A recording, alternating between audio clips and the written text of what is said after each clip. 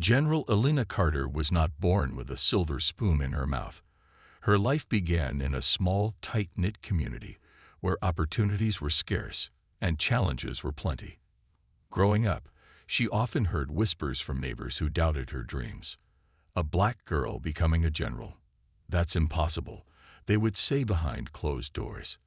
But Elena wasn't one to listen to negativity. She had a fire inside her, a burning desire to prove the doubters wrong and carve out a path for herself. From an early age, Elena showed extraordinary discipline and focus. Her teachers noticed how she always sat at the front of the classroom, asking questions and soaking up knowledge like a sponge. When other kids played outside, she buried herself in books about history, science, and leadership. Her parents, though struggling financially, worked tirelessly to support her education. They reminded her every day that she could achieve anything if she stayed committed.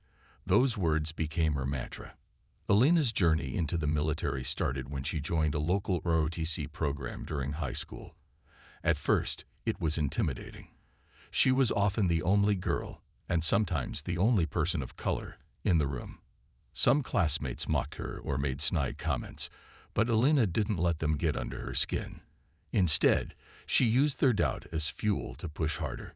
She trained rigorously, excelling in physical fitness tests and strategy drills.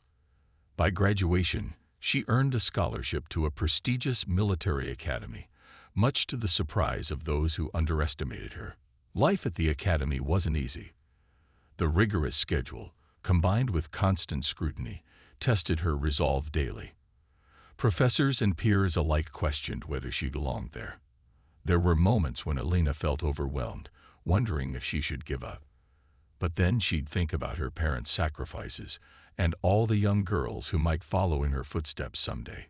She couldn't quit. Not now. Not ever. After years of relentless hard work, Elena graduated near the top of her class.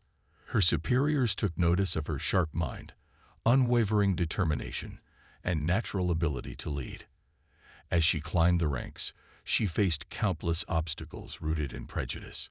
Colleagues dismissed her ideas, and some openly questioned her qualifications. Yet Elena remained undeterred. She proved herself time and again, earning respect through sheer grit and excellence. Her promotions came steadily, each one breaking barriers and shattering glass ceilings. When she finally pinned on the 4th star, becoming the first black female 4-star general, the world took notice. It wasn't just a personal victory. It was a triumph for everyone who had been told they weren't good enough because of their race or gender. Despite her monumental achievements, Elena never lost sight of her roots. She visited schools, spoke at community events, and mentored young people eager to follow in her footsteps. She knew her story wasn't just about her. It was about paving the way for others. Little did she know, however, that her greatest test of character and her most defining moment was yet to come. It was a calm, quiet evening, the kind that invites reflection and peace. General Elena Carter had just wrapped up another long day at the Pentagon, filled with meetings and strategic discussions about national security. As she stepped out of her car in front of her modest suburban home, she decided to take a short walk. The air was crisp, carrying the faint scent of blooming flowers from nearby gardens. For once, she wasn't thinking about work or responsibilities. She simply wanted to enjoy the tranquility of the moment. Elena strolled down the tree-lined street, her mind wandering as she admired the warm glow of porch lights and the occasional bark of a neighborhood dog. She wore casual clothes, jeans, a simple blouse, and a light jacket, but carried herself with the same poise and confidence that defined her presence in uniform. To anyone watching, she looked like any other resident enjoying a peaceful night. But looks can be deceiving, especially when biases cloud judgment. As she rounded the corner onto a quieter stretch of road, a police cruiser slowly pulled up beside her. The red and blue lights flashed briefly before settling into a steady glow. Elena paused, surprised but not alarmed. She assumed they were checking for something routine, a broken streetlight, perhaps, or reports of suspicious activity in the area. Instead, 2 officers stepped out of the car, their expressions unreadable behind mirrored sunglasses. "Ma'am, can we have a word with you?" one of them asked, his tone clipped and formal. Elena nodded politely, stepping closer. "Of course, officers. Is there a problem?" The second officer crossed his arms, eyeing her skeptically. "We've received reports of someone acting suspiciously around here. Can you tell us what you're doing?" Her brow furrowed slightly, confused by the question. "I live in this neighborhood," she replied calmly, gesturing toward her house a few blocks away. "I'm just taking a walk." The first officer didn't seem convinced. "Do you have ID on you, ma'am?" "Yes, I do," Elena said, reaching into her pocket without hesitation. She pulled out her Pentagon-issued identification card, the golden emblem gleaming under the streetlight. "I'm General Elena Carter. I serve at the Pentagon." For a brief moment, silence hung between them. The officers exchanged glances, their skepticism evident. One of them leaned in to examine the ID, squinting as if trying to find fault with it. Then he shook his head dismissively. "This could be fake," he muttered, loud enough for her to hear. Elena felt a chill run down her spine, though she kept her composure. "This is my official military identification," she explained firmly. "You can verify it if needed." But instead of verifying, the officers grew more confrontational. Their voices hardened, and their body language shifted, becoming aggressive. They demanded she stay put, accusing her of being evasive and uncooperative. Each accusation felt like a slap, cutting deeper than their words intended. Elena realized quickly that this wasn't about mistaken identity. It was something darker, more insidious. Passers-by began to notice the commotion. A jogger slowed down, curiosity turning into concern as he watched the scene unfold. Across the street, a family standing on their porch whispered among themselves, unsure of what to make of the situation. Someone discreet. The tension escalated quickly as the two officers refused to back down, their skepticism morphing into outright hostility. Despite General Elena Carter's calm and respectful demeanor, they seemed determined to assert dominance, ignoring the weight of her credentials. One of them snatched her Pentagon ID from her hand, holding it up to the light as though inspecting a counterfeit bill. His partner stood close, arms crossed, his stance radiating defiance. "This doesn't prove anything," the first officer said sharply, tossing the card onto the hood of their cruiser with an air of dismissal. "You could have gotten this anywhere. People forge documents all the time." Elena's jaw tightened, but she forced herself to remain composed. She had faced countless challenges throughout her career, but this was different. This wasn't about strategy or leadership. It was about prejudice disguised as authority. Still, she knew losing her temper wouldn't help. Instead, she spoke slowly and deliberately, enunciating every word. "Officer, I assure you this is legitimate. If you'd like, I can call the Pentagon directly to confirm my identity." Her suggestion only seemed to irritate them further. The second officer scoffed, shaking his head. "Yeah, right. Like we're gonna fall for that. Just come with us." "Come with you where?" Elena asked, her voice steady despite the knot forming in her stomach. "I haven't done anything wrong. I'm standing here, minding my own business, and now you're accusing me of forging federal documents. This isn't procedure." But her words fell on deaf ears. Without warning, the first officer grabbed her arm, pulling it behind her back with unnecessary force. Elena winced, pain shooting through her shoulder, but she refused to cry out. The sound of metal clicking echoed in the stillness of the evening as handcuffs were slapped around her wrists. Cold steel pressed against her skin, a stark reminder of how quickly power could be abused. By now, a small crowd had gathered, murmuring among themselves. Cell phones appeared, capturing the surreal scene unfolding before them. A teenage boy filming from across the street whispered to his friend, "Is that really a general? They're arresting a general." His disbelief mirrored the shock rippling through the neighborhood.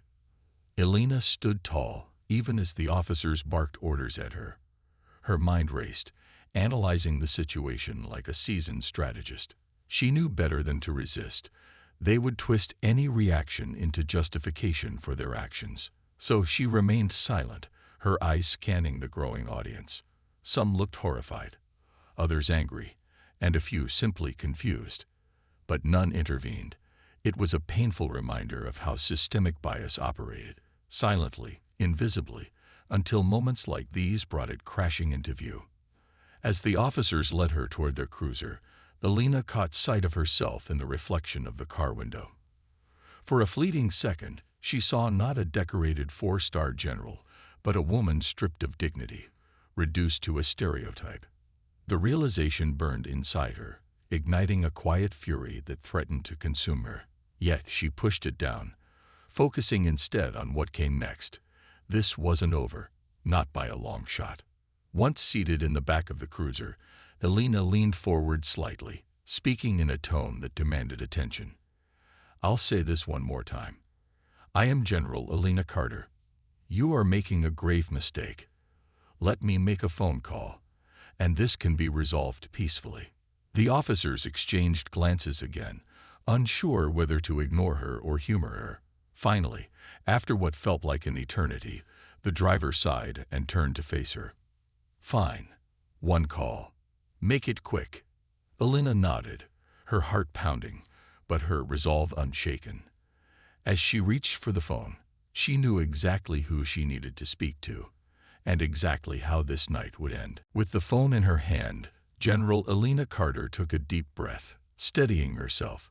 She knew this call would change everything, not just for her, but for the two officers whose careers were teetering on the edge of ruin.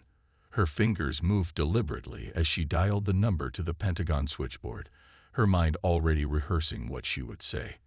The officer sitting in the front seat glanced back at her through the rearview mirror, his expression unreadable. He likely assumed she was bluffing, thinking no one important would answer a random call late at night.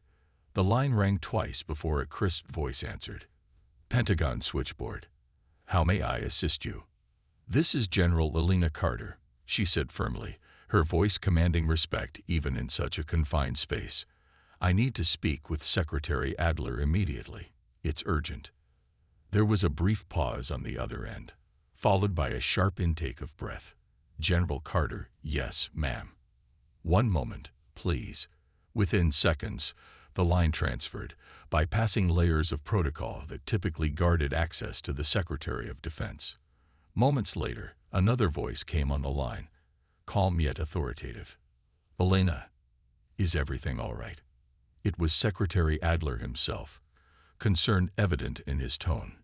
He rarely addressed generals by their first names unless the situation warranted it. "No, sir, it's not," Alina replied, keeping her voice steady despite the storm brewing inside her. "I'm currently detained in a police cruiser outside my home. 2 local officers have cuffed me under false pretenses and refused to acknowledge my identification. I need your assistance to resolve this matter." The silence that followed was deafening. When Secretary Adler finally spoke, his voice carried an icy edge. "Where are you now? Give me the exact location." Alina relayed the address while glancing out the window. By now, the crowd had grown larger, murmuring amongst themselves as they watched the surreal scene unfold. Some held up their phones, recording every detail. The officers, sensing the growing attention, shifted uncomfortably in their seats, though neither dared interrupt her conversation. "I understand, ma'am," Secretary Adler said after a moment. "Stay calm. Federal agents will be there within minutes. Do not let them take you anywhere else until we arrive." As Alina hung up the phone, she felt a surge of relief, but also anger. This shouldn't have happened. Not to her, not to anyone. She turned her gaze toward the officers, who were exchanging nervous looks. They seemed to sense something was wrong, though they couldn't quite place it yet. "What did you tell them?" The driver asked hesitantly, his earlier bravado fading. "I told them exactly what's happening here," Alina replied evenly, meeting his eyes in the rearview mirror. "Help is on the way. And trust me, you don't want to still be here when they arrive." Her words hung heavy in the air. For the first time since the ordeal began, doubt flickered across their faces. They exchanged glances again, this time tinged with unease. The gravity of the situation started to sink in. They weren't dealing with an ordinary civilian anymore. They had handcuffed a 4-star general, someone whose name carried weight far beyond their comprehension. Minutes ticked by like hours. The tension in the car became suffocating. Outside, the crowd continued to grow, some shouting questions at the officers, while others simply stared in disbelief. Then the distant wail of sirens broke through the quiet night. Red and blue lights appeared at the end of the street, growing brighter as multiple vehicles approached. Among them were unmarked federal cars, their presence unmistakable. The officers stepped out of the cruiser, visibly shaken, as federal agents surrounded the vehicle. One agent opened the door and gently helped Elena out, removing the handcuffs with an apologetic nod. She rubbed her wrists, feeling the sting of the metal fade, though the emotional weight lingered. "Ma'am, are these the individuals involved?" one of the agents asked, gesturing toward the officers. Elena nodded once, her expression unreadable. "Yes, take care of it." As the officers were placed under arrest, their protests drowned out by the chaos around them. Elena stood tall, watching silently. Justice was being served, but the scars of this night would remain, reminders of how fragile power could be when wielded without integrity. By morning, the story of General Elena Carter's arrest had exploded across news outlets, social media platforms, and dinner table conversations. Footage from bystanders, shaky but undeniable, painted a vivid picture of what had transpired the night before. The image of a decorated 4-star general, her hands cuffed behind her back, surrounded by police cruisers in her own neighborhood, sparked outrage nationwide. It wasn't just an isolated incident. It was a glaring example of systemic racism and abuse of power that many communities had been fighting against for decades. News anchors scrambled to cover the developing story, replaying clips of federal agents arriving on the scene and arresting the 2 officers. Pundits debated the implications, while journalists dug into the backgrounds of the officers involved. Reports surfaced about previous complaints against them, including accusations of racial profiling and excessive force. What might have otherwise been swept under the rug was now front-page news, thanks to the high-profile nature of the victim and the overwhelming public response. For General Carter, the attention was uncomfortable but unavoidable. She had never sought the spotlight, preferring to let her work speak for itself.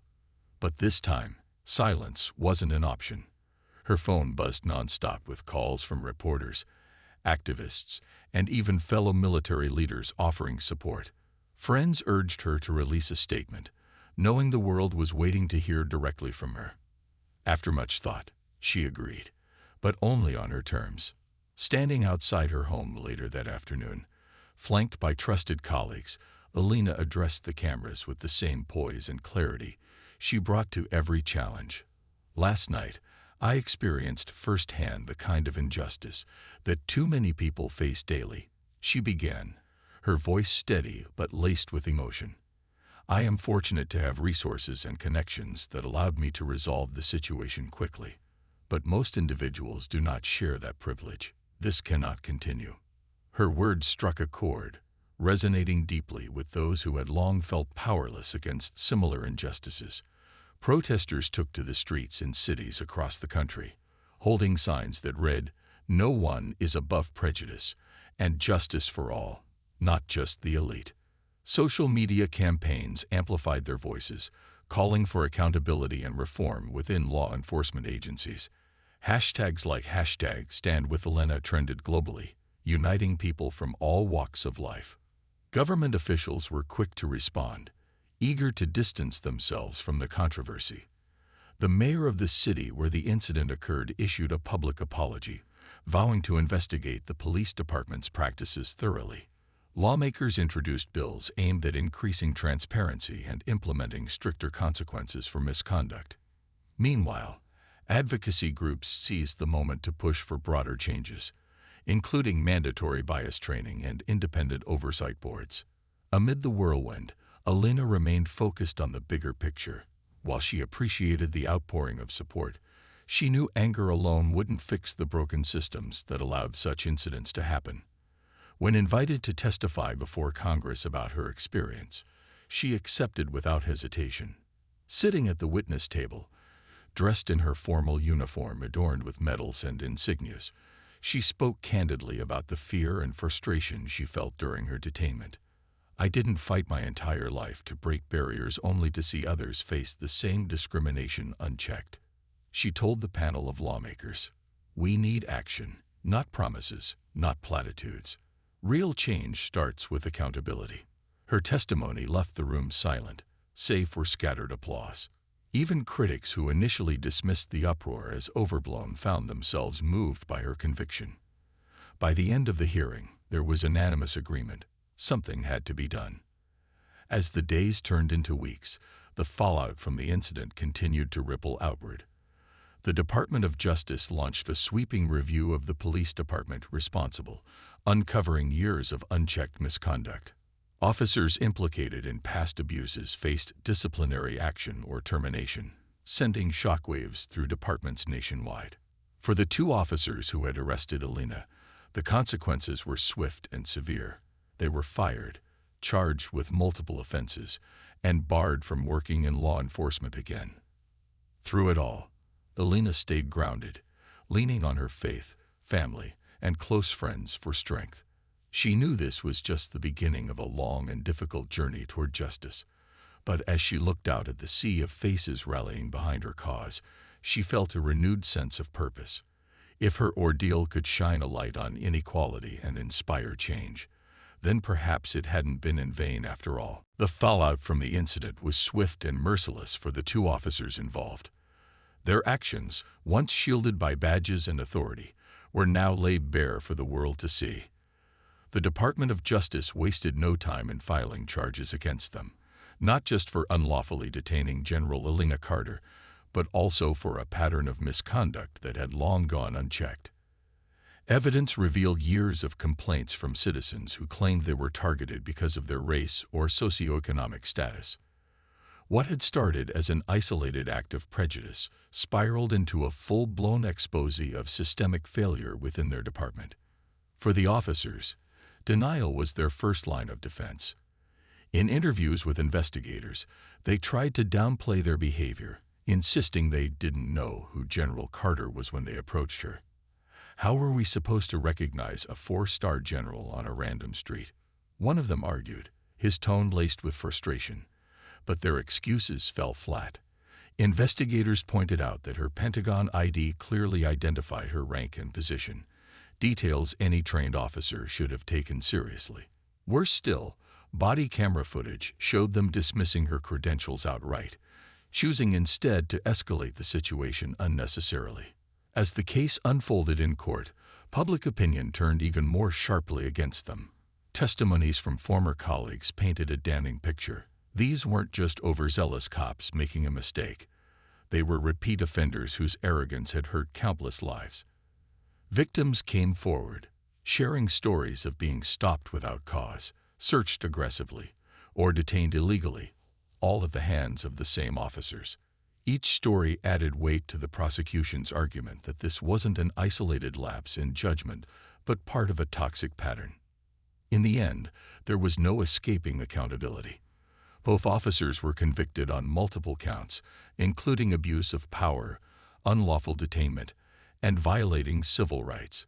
They were sentenced to prison terms and ordered to pay hefty fines, a small price compared to the damage they had caused. More importantly, their careers were obliterated. Stripped of their badges and barred from ever working in law enforcement again, they became pariahs in a profession where trust is everything. While justice was served, the ripple effects extended far beyond the courtroom.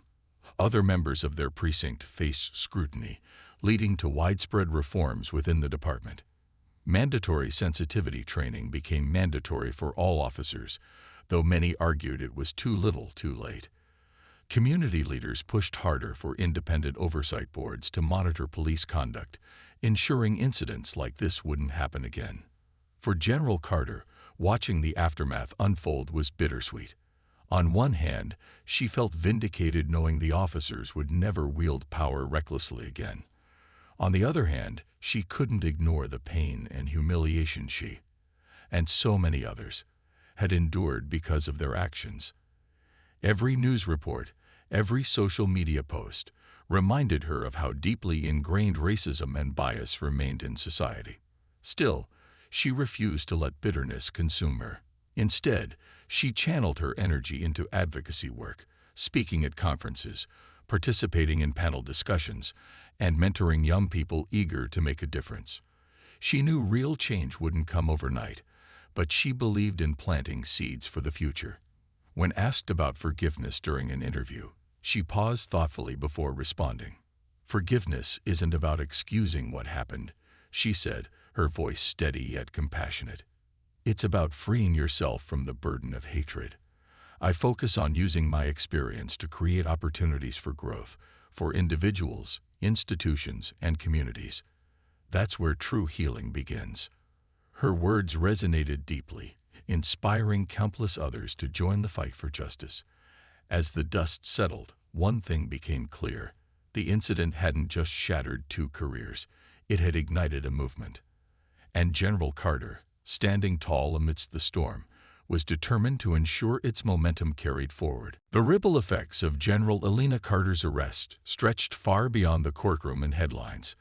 It wasn't just a story about one woman's unjust treatment.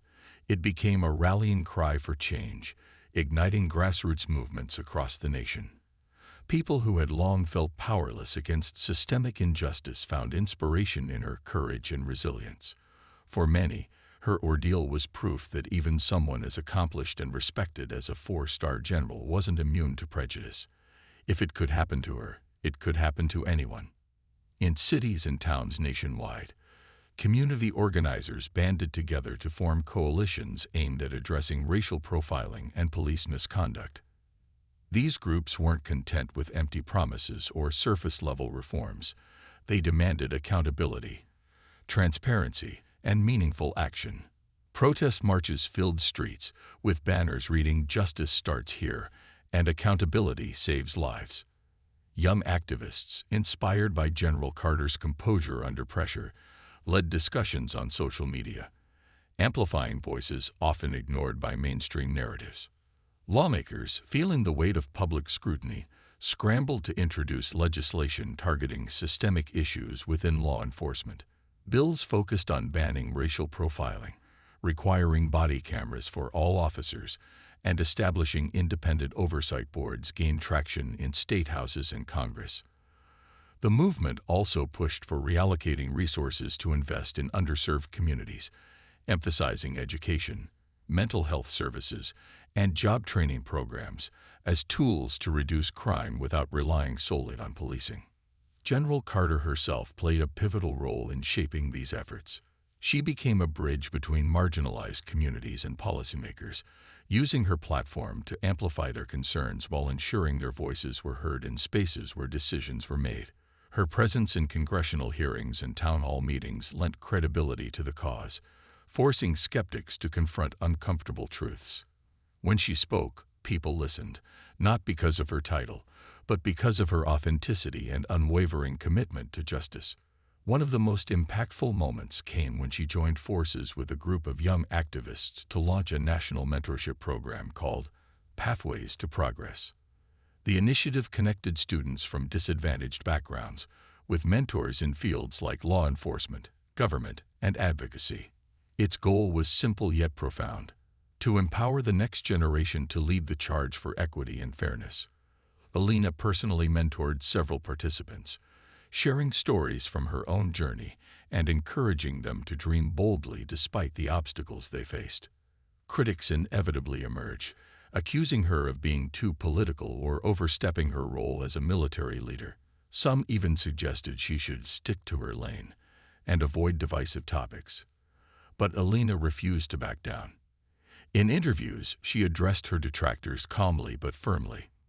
"This isn't about politics," she said during one televised appearance. "It's about humanity. If staying silent means allowing injustice to continue, then I choose to speak up every time." Her steadfastness earned her both admiration and criticism, but she remained undeterred. To her, this fight wasn't personal. It was universal. Every speech she gave, every policy she helped craft, and every young person she mentored brought her closer to the vision she held dear, a world where no one had to endure what she had experienced. As months turned into years, the impact of her advocacy became undeniable. Police departments began adopting stricter accountability measures, and some even implemented implicit bias training developed in collaboration with civil rights organizations. Communities started holding open dialogues with local law enforcement, fostering trust and understanding. While progress was slow and uneven, the momentum refused to fade. For Alina, the journey reinforced a truth she'd always known. Real change doesn't come from waiting for others to act. It comes from standing firm, speaking out, and inspiring others to do the same.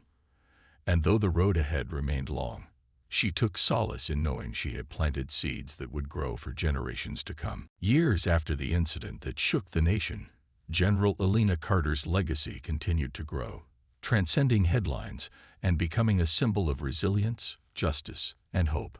The image of her standing tall despite being wrongfully cuffed had been etched into history, not as a moment of defeat, but as a turning point for accountability and reform.